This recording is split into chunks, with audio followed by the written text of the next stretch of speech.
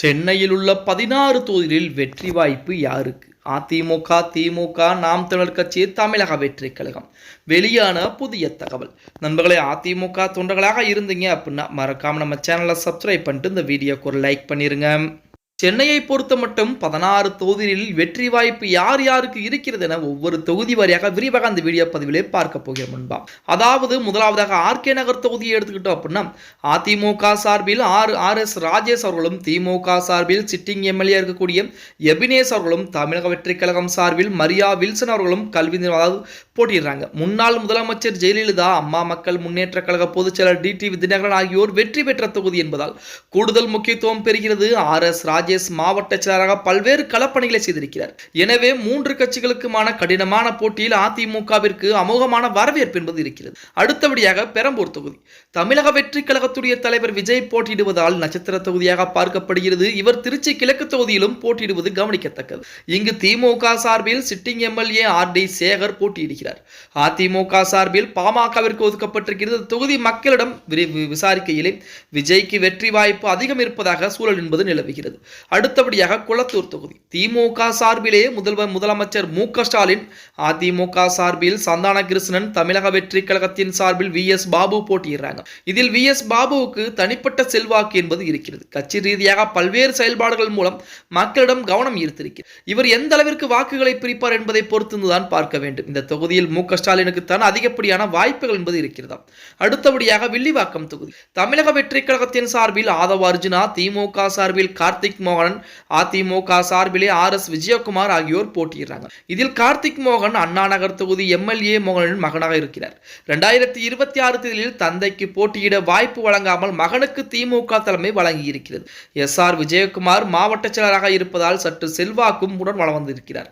அதே போல அதிமுகவை பொறுத்தவரைக்கும் இந்த தொகுதியிலே வெற்றி வாய்ப்பு என்பது அதிகமாக இருக்கிறது என சொல்றாங்க. அடுத்தபடியாக திருவிக நகர் தனி தொகுதி. அதிமுக சார்பிலே பொற்கொடி ஆம்ஸ்ட்ராங் போட்டியிடுகிறார். இவர் தமிழ் மாநில பாகுஜன் சமாஜ் கட்சியை தொடங்கி நடத்தி வந்து வருகிறார் அப்படின்னே கூட சொல்லலாம். தனிப்பட்ட செல்வாக்கு. ஆம்ஸ்ட்ராங் படுகொலைக்கு நீதி கேட்டு களம் காண்கிறார். திமுக சார்பில் KS ரவிச்சந்திரன் போட்டியிடுகிறார். சிட்டிங் எம்எல்ஏ AP சிவகுமாருக்கு வாய்ப்பு மறுக்கப்பட்டிருக்கிறது. தமிழக வெற்றி கழகத்தின் சார்பில் பல்லவி களம் இறங்கிறார். இந்த தொகுதியிலே கடினமான போட்டி இருந்தாலும் அதிமுகவிற்கு வெற்றி வாய்ப்பு என்பது அதிகமாகவே இருக்கிறது. அதுக்கு அடுத்தபடியாக எழும்பூர் தனி தொகுதி. அதிமுக சார்பிலே அபிஷேக் ரங்கசாமியும், திமுக சார்பிலே தமிழன் பிரசன்னாவும், தமிழக வெற்றி கழகத்தின் சார்பில் ராஜ்மோகனும் போட்டியிடுறாங்க. சிட்டிங் எம்எல்ஏ இருக்கக்கூடிய பரந்தாமனுக்கு வாய்ப்பு மறுக்கப்பட்டிருக்கிறது. தமிழன் பிரசன்னா ஊடகங்களில் தொடர்ச்சியாக பேசக்கூடியவர். ராஜ்மோகனும் யூடியூப் போன்ற தளங்களில் தீவிரமாக இயங்கக்கூடியவர்.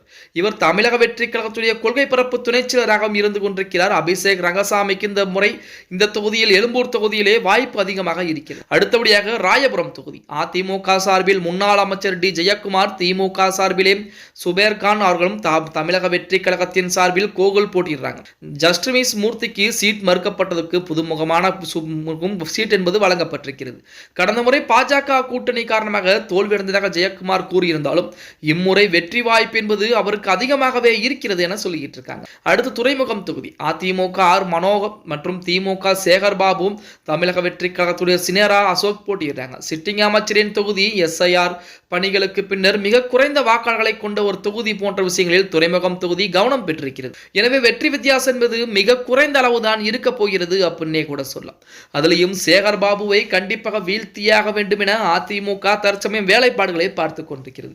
அடுத்த கட்டமாக சேப்பாக்கம் திருவல்லிக்கேணி தொகுதி. திமுக உதயநிதி ஸ்டாலின், அதிமுகவுடைய ஆதிராஜாராமம், அதேபோல தமிழக வெற்றி கழகத்துடைய T செல்வம் அவர்கள் போட்டியிடுறாங்க.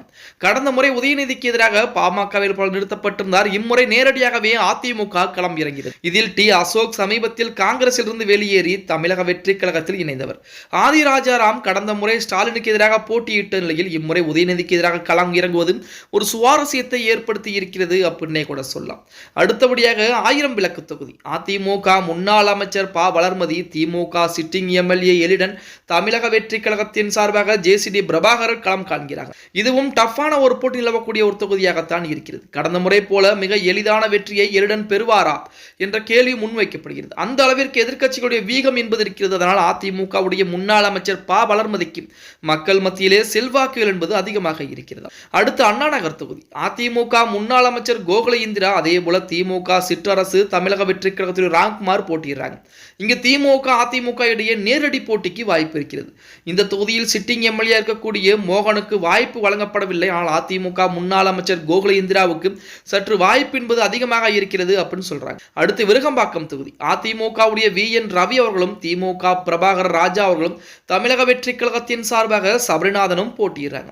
இங்கு பிரபாகர் ராஜா மீது அதிருப்தி என்பது நிலவிக் கொண்டிருக்கிறது. திமுக வேட்பாளர் மீது அதிருப்தி என்பது நிலவிக் கொண்டிருக்கிறது. இங்கு அதிமுக எந்த அளவிற்கு வாக்குகளை பிரிக்கிறதோ அதன்படி வெற்றி வாய்ப்பு என்பது மிக எளிமையாக இருக்கும் அப்படிங்கிற மாதிரி கருத்து கணிப்புகள் வெளிவந்திருக்கிறது.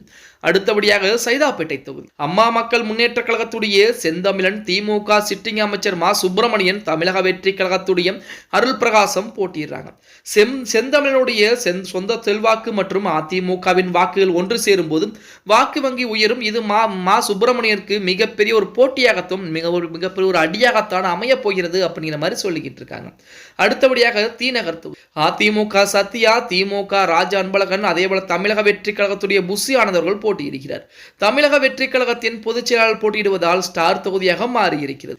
முன்னாள் திமுக எம்எல்ஏ ஜே அன்பழகனின் மகன் ராஜாவிற்கு முதல் முறை வாய்ப்பு என்பது வழங்கப்பட்டிருக்கிறது. கடந்த தேர்தலில் 137 வாக்குகள் வித்தியாசத்திலே சத்யா தோல்வி அடைந்திருக்கிறார். திமுகவில் சிட்டிங் எம்எல்ஏ ஜே கருணாநிதிக்கு வாய்ப்பு மறுக்கப்பட்டு திமுக அதிமுக இடையே தொகுதியில் நேரடியான ஒரு போட்டி என்பது இருக்க போகிறது. அந்த போட்டியிலே அதிமுகவா திமுகவா அப்படிங்கிறது மிகப்பெரிய ஒரு பலப்பரீட்சையாகத்தான் இருக்க போகிறது.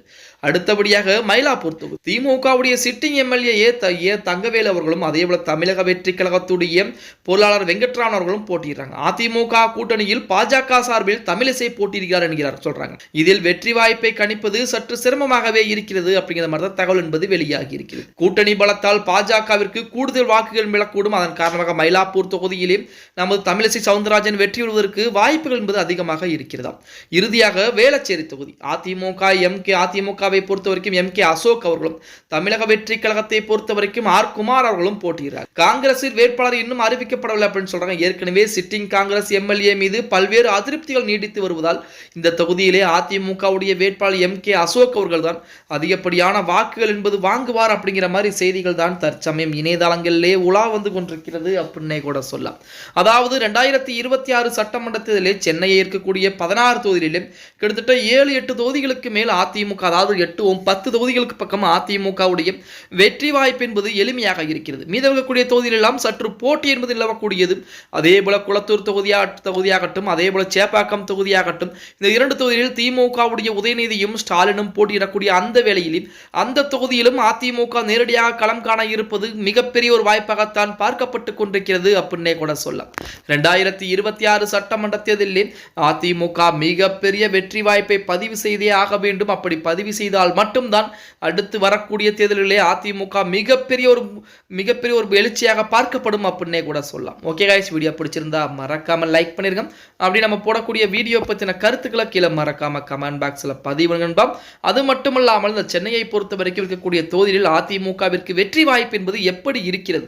கண்டிப்பாக அதிமுக வெற்றி பெறுவதற்கு வாய்ப்புகள், சாத்தியக்கூறுகள் என்பது இருக்கிறதா? ராயபுரம் தொகுதியிலே ஜெயக்குமார் மறுபடியும் வெற்றி வாய்ப்பை பெறுவதற்கு வாய்ப்புகள் அதிகமாகவே இருக்கிறதா? கடந்த முறை தேர்தலிலே தோல்வியை தழுவினாலும் இந்த முறை மக்களுடைய ஆதரவு என்பது அவருக்கு இருக்கிறது அப்படிங்கிற முழு தகவலையும் மறக்காம கீழே கமெண்ட் பாக்ஸ்ல பதிவு பண்ணுங்க.